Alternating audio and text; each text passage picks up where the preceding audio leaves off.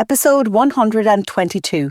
Forget SEO, Optimise for AI. The primitive forms of artificial intelligence we already have proved very useful. AI is a golden opportunity. How do we ensure that this technology is regulated? The long arc of technological history is now in an extraordinary new phase. The AI6 podcast with Joanne Sweeney. Over the past year, consumers have migrated en masse from traditional search engines to generative AI platforms. That's according to a new study published in Harvard Business Review. We know search marketing is changing. I've spoken about this at length on this podcast, but up until now, we didn't have extensive data. This latest piece of research from Harvard Business Review makes for interesting reading. Hello and welcome back to the AI6 podcast. I'm Joanne Sweeney and I'm here to teach you all things AI in just 6 minutes a day. For brand leaders, the implications about the changes in search cannot be overstated. Your digital strategy must include optimizing for AI recommendation engines, not solely search algorithms. If you haven't already listened to it, you need to listen to the podcast episode that I've recorded on the AI intranet. So in short, it's time to boost large language models' awareness of your brand. Compiled by David Dubois of Seed, he confirms a major shift in how people search for information online. The study is titled Forget What You Know About Search, Optimize Your Brand for LLMs, and it captures something many of us have started to notice.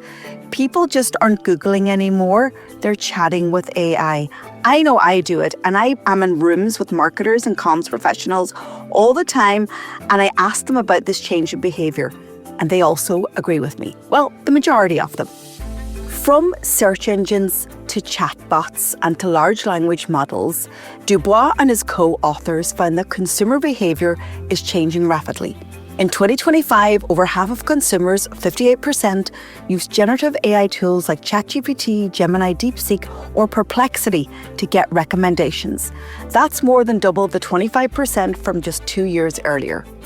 And during the 2024 holiday season, AI-driven searches sent 1,300% more traffic to retail sites in the US compared to the year before.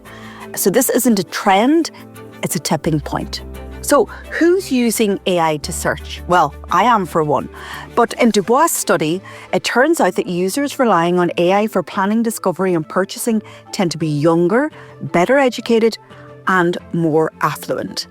These people aren't starting their journeys with a search box, they're actually starting with a conversation.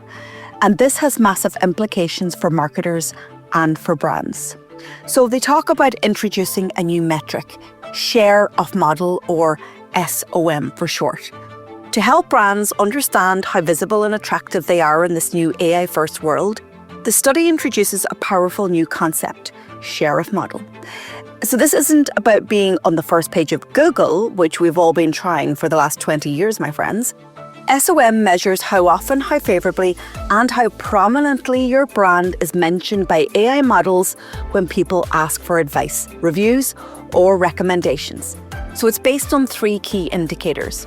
The mention rate, how often an AI brings up your brand. 2, the human AI awareness gap.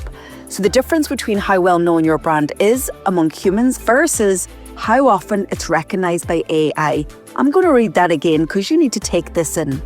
The human AI awareness gap, the difference between how well known your brand is among humans versus how often it's recognized by AI. The power is in the hands of the AI.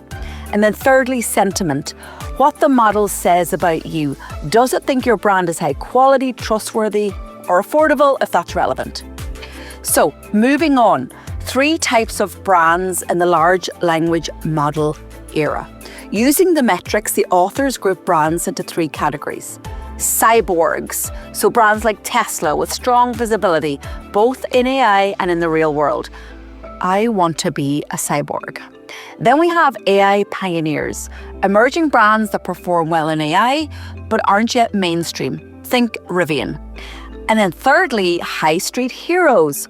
Well-known traditional brands that don't show up well in large language models, often because their strengths are harder for AI to quantify. So good examples would be high street retailers. So why does all of this matter for marketers? Well, let's face it, we're advising and practicing search engine optimization every day for ourselves and also for our clients. But we've got to know that SEO alone is no longer enough. You now need to optimize not just for algorithms, but for AI language models.